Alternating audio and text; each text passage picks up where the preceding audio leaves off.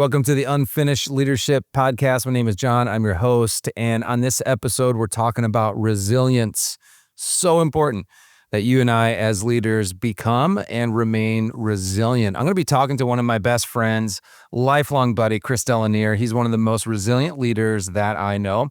I also want to make sure that you know unfinishedleadership.com. Unfinishedleadership.com is a great place to continue to encourage you, not just monthly through this podcast, but weekly through different writings that I do to encourage you and I as fellow leaders to continue living out the unfinished leadership vision.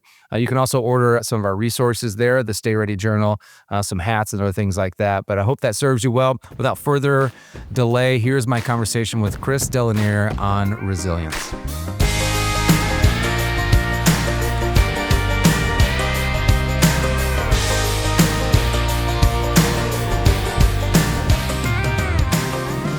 Welcome to the Unfinished Leadership Podcast. My name is Jon. So glad to be with you again. Grace is a gift, but growth is a choice. And on the podcast this month, Chris DeLeenheer. Wow. Deli, what's up, man? Man, glad, honored, blessed to be with you today. One of my lifelong best friends coming to us today from Waco, Texas. You're here in the 10 with me in the studio, but thanks for coming in. Yeah, love being here. Yeah. So we're gonna have a chat. And what I want to talk about on this podcast is resilience. And what I know for anyone leading anything, and you know about this podcast, we love serving leaders. We love coming alongside anyone that's leading anything. And what you and I both know, one of the most important things to develop over a lifetime of leadership is resilience, refusing to quit. And when I think about resilient leaders, I think about you. You're resilient, man.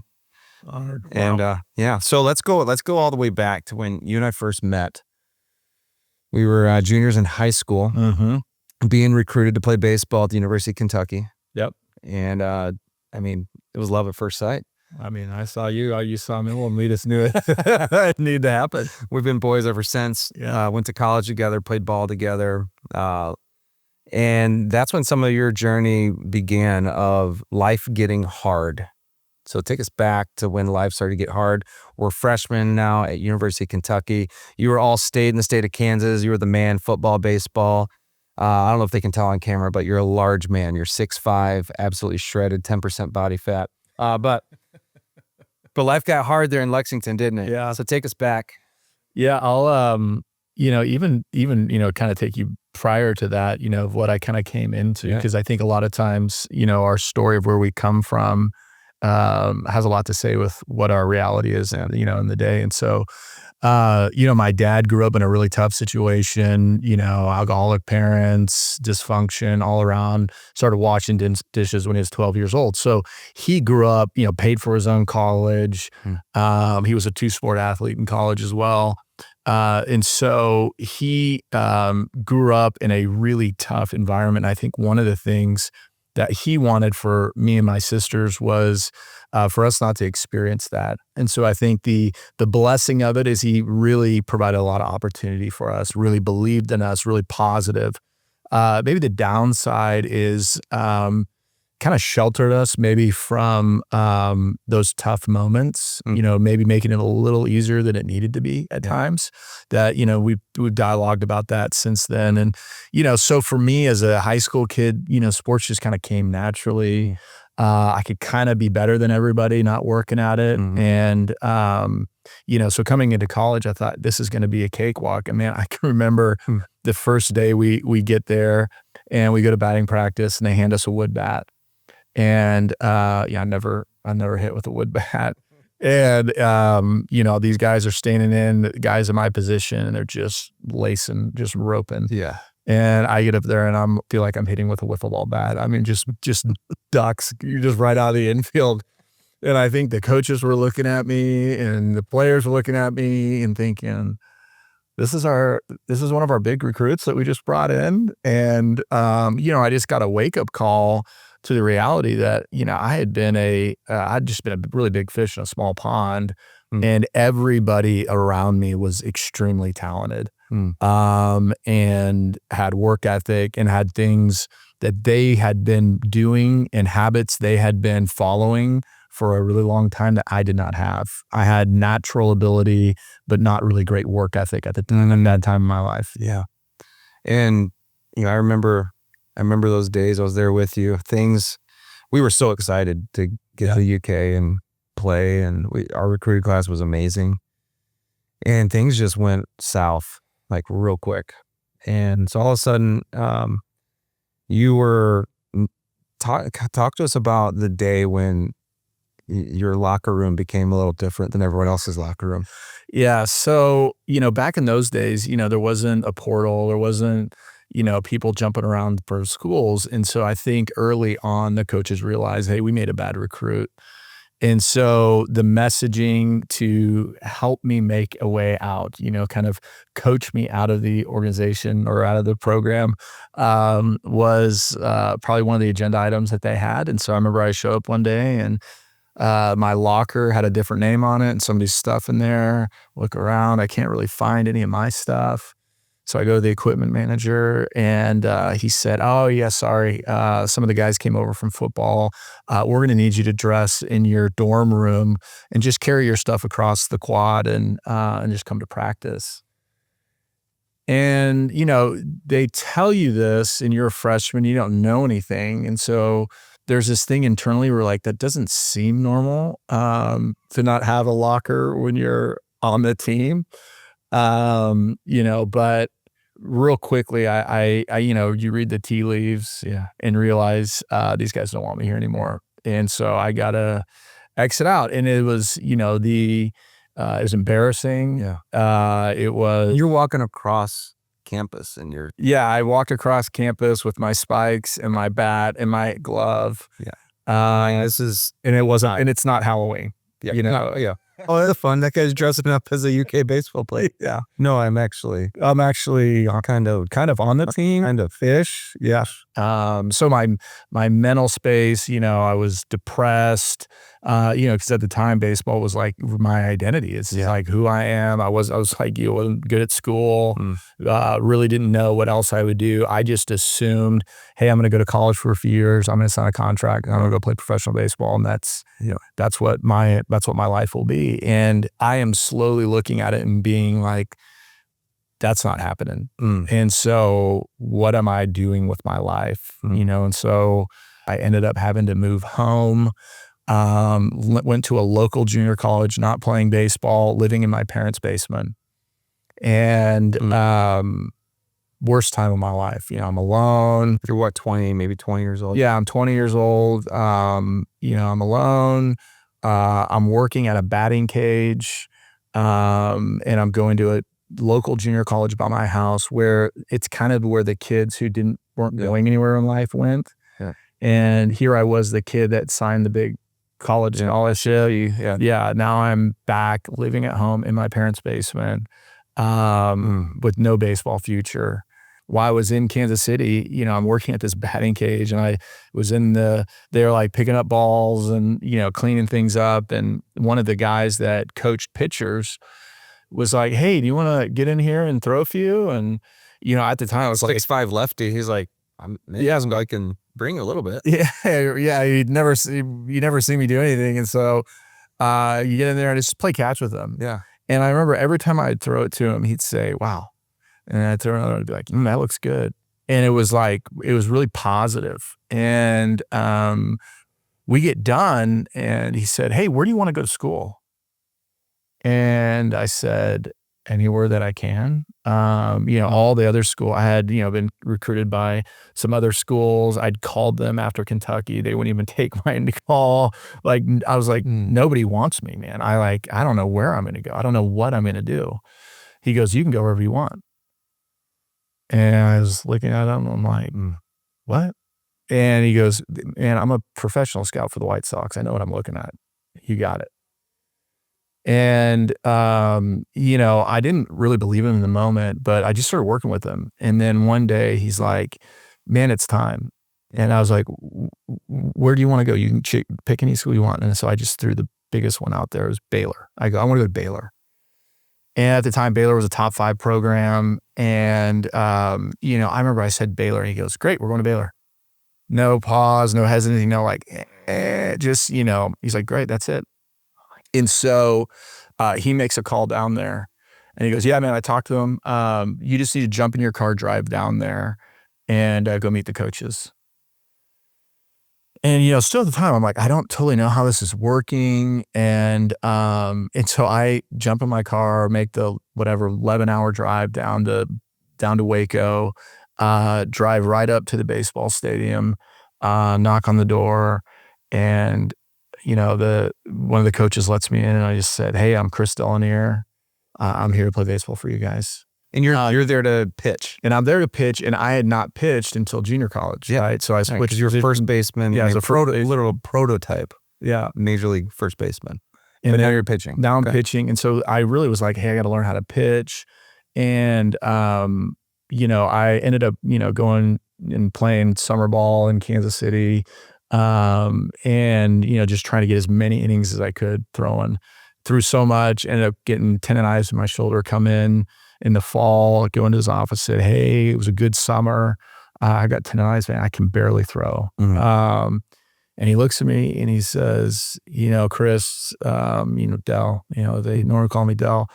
Man, you're a hardworking guy. You've done all the work in the weight room. He's like, you're never going to play here, even if your shoulder was good. Mm. And so I was like, so disheartening. And he says, but man, you're fast, you're big. Have you ever thought about playing football? Mm. And I had not even ever considered that thought. And I just had this thing in me that I was like, I can't be done. I just don't want to be done. There's got to be more. I know I've got it. I said, yeah, I'll go try to play football. He goes, great. And he makes a call over to the football stadium, and I get in my car. I drive over to the football stadium, walk into the coach's office. I said, yeah, I'm here to play football.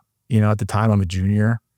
And they said, yeah, we'd love to have you. They take me downstairs. They walk me through the beautiful locker room to this separate locker room where all the freshman walk-ons dress. Okay.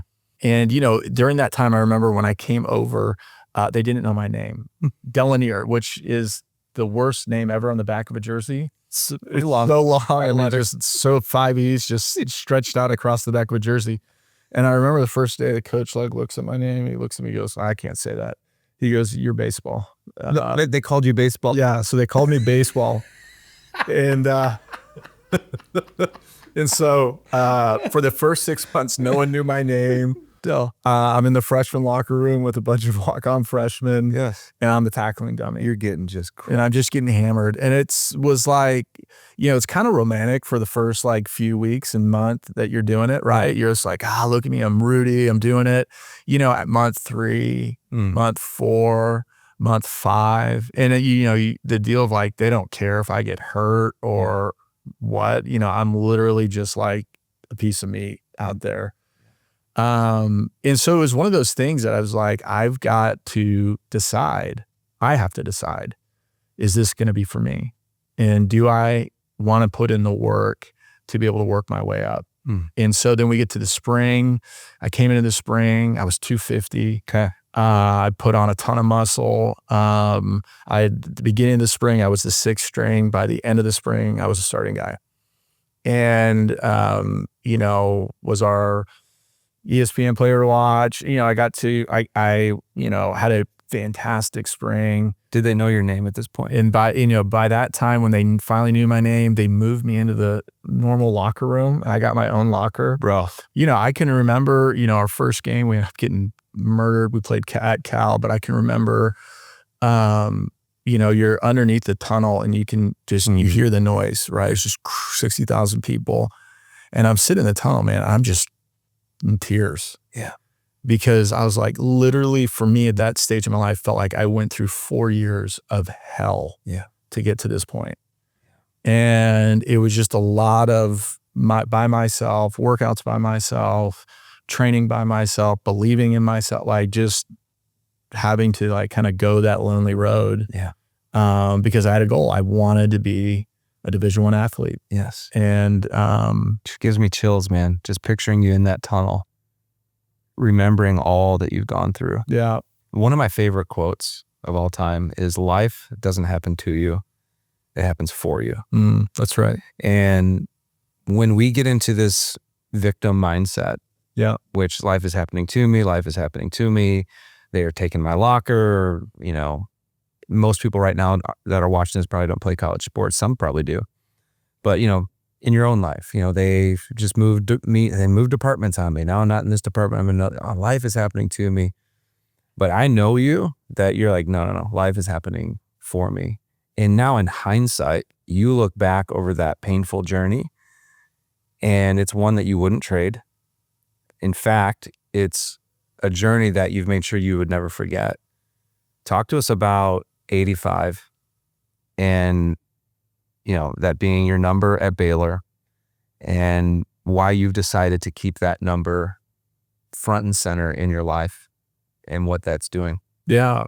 So that number 85, as I got into my career, was fortunate, was able to exit a few times, was now in a position where, we were like, hey, we're kind of forming a family office and, what are we building here? Like, what is this legacy thing that I'm wanting to, invite people in to come work with us, as well as, for my children and hopefully future son-in-laws. Like, what is it that we're going to rally around? And, from the early days, it's funny, I have pictures of my kids, when they're 9 on the soccer field and they're number 85. And my daughter, who's a senior this year, playing volleyball, she's number 85. And so we've built this mantra internally, from that time of my life, because it was a time of like great humbling, a lot of dirty fingernails and hardship. But just through the kind of the journey of just continuing on, knowing I'm not getting it right, but just kind of continuing on, that I was able to accomplish the thing that I really set out to do when I was a snot-nosed senior in high school and didn't know what I was about to walk into. And so it's just become a banner. We have a flag in our backyard that, 85, it's what we talk about as far as a mantra, as far as who we want to be and the standard that we want to live from. Because it was funny, my first business I started when I was in India, it was a consulting firm. And so I did a lot of research on how do the best organizations develop leaders. And there's this model called the 70-20-10. And what it says is that 70% of our growth happens through our experiences, through on-the-job stretch assignments, and just kind of taking, if you're doing this, you're wanting to stretch, and there's how can we provide a delta of stretch to kind of prepare you for this next role. And they say the other 20% is getting coaching and feedback on how you're doing in that stretch environment. And then they say 10% is that kind of formal classroom side of things. And so, we say this all the time in our home, but guys, just so you know, God has come disguised as your life to teach you his ways. And so the greatest place, the greatest field where God is forming us and developing us, the greatest place where we grow as leaders is in the battlefield. It's the day-to-day. And so the more that we, if we go into a victim mentality, I don't deserve this is not right for me, you've just like turned off the learning that's available. But when you embrace it, you acknowledge it, this is where we are, this is what God's doing in this season of my life, this is where I have to grow. And you really put your hands around that season of life, you feel the band stretch and you find yourself elevated from where you were in the past season. And then if you want to supercharge it, invite other people to have visibility into your process, give you coaching, give you feedback, give you encouragement, give you correction, help you hold up the mirror so that you see the things that you don't see. Because the thing about us high capacity leaders is we have amazing God-given gifts and talents that have been given to us. We also have these incredible blind spots that we can't see. That's why it's a blind spot. And so we have got to welcome and invite people into our lives to help us see what we don't see. And that's what 85 is signing up for embracing resilience. And the thing that I've found with resilience is it doesn't ever maintain. It's kind of like the gym. It's like if you're not in the gym pushing heavy weight consistently, your muscles are going to atrophy. And it's the same thing with our minds and resilience. Like if we're not choosing hard, whether it's a small thing of getting into cold water, whether it's going on a hard run, whether it's a difficult conversation, whatever that thing is, if we don't opt into those things, our minds naturally atrophy to the soft. And we're just not ready for it. That's right. It's I heard you guys say that it's a perishable skill. It's like milk in the fridge. It's not going to stay good forever. Yeah, it doesn't. And the same is true with resilience. And what are some of the traps that you see leaders falling into, business leaders, and it could be leaders of anything? Yeah, so I think a big thing that happens with leaders as they start building and getting at like a certain level of whether it's the income or success is they buy their own island of isolation. And so I think there's a very easy on-ramp to no accountability, doing what you feel like doing. That's a thing. It's a phrase we say at 85 is like slavery sounds like I don't feel like it. That's the sound of slavery. That's sound of somebody chained to their worst self or their lower version of themselves. So I think that's the deal is like, so what happens is you live on an isolated island. You learn to live showing people your appearance of what you want them to see. And so you're just posing all day long. You're just kind of going to room and you're just posing and you just kind of always are hanging your hat on, I make a lot of money. And so I make a lot of money. And so I'm out of shape. I make a lot of money, so I'm never around my kids and dialed in with my wife. I make a lot of money, and so I try to make that up by taking them on awesome vacations and buying them stuff and thinking that's gonna do the deed. And it just doesn't. It just they are wanting they're wanting us. They're wanting the best version of us. And my kids. I've got a big job that demands a lot from me. And the reality is my kids don't really care about that. They're like, I'm dad. And they're like, I want dad. And Libby is the same way. She's like, I want my husband, not the CEO or the managing partner or whatever title or role thing I'm doing. It's like they're looking for my very best to show up when I walk through the door at 5 o'clock. Or when we're on vacation, or we're at the weekends. And, that was something that as leaders, we kind of try to give ourselves a hall pass on and just say, no, I got a big job. So, I'm just, I'll do this. I think the other thing is that I'm old. And so, I'm old, so I can't train anymore because I don't want to get hurt. And I think about that and like, guys are like, I don't want to get hurt. And I'm like, well, I don't want to get hurt either. So good. Okay. But when you were 15 running around the field, did you talk like that? You're like, no, why? Because you're an athlete. And so for me, a deep, deep conviction is that I'm an athlete and that has nothing to do with me having a jersey or a team that I play for. It's an identity thing that God has given me. So I plan on being an athlete until I can't move anymore. Yes. And I want to embrace that lifestyle of training, recovery, preparation, focus. And so that's why, with your help, man, it's been, just continuing to prepare for races and reckonings. I love that thing that you've introduced into our culture of like, have a reckoning that exposes your unprepared process. That to me has just resonated so well that we don't show up to races with our shoes untied, just trying to see if we still got it. We are wanting to see, because the reality is when I show up to these races, I really don't care what anybody else does. I don't care their times. I don't care what place I get. I am literally competing with the man on the inside. That's right. That's it. And I see this and, people are like, who are you competing with? I'm like, I'm competing with me because I truly believe that the man sitting here is my greatest opportunity and my greatest threat. And so this guy has got to like take a deep look in the mirror and find out where are the holes in my boat that I need to get patched up to live and operate at an extremely high level. Yes. Because I don't want to just operate at a high level in one facet of my life. It's faith, it's family, it's my fitness, it's everything. It's my finances. I want all of that to be done at an extremely high level of excellence. And, it just takes great humility and perseverance to do that. That's awesome, man. Well, let's just finish up with this. There's a leader listening to this right now. They're discouraged. Things aren't going the way that they anticipated. Could be with their work, could be with their self, how they feel, how they look, whatever it might be. Yeah, how do you want to finish? What do you want to say to that leader out there that's just like, I just don't know?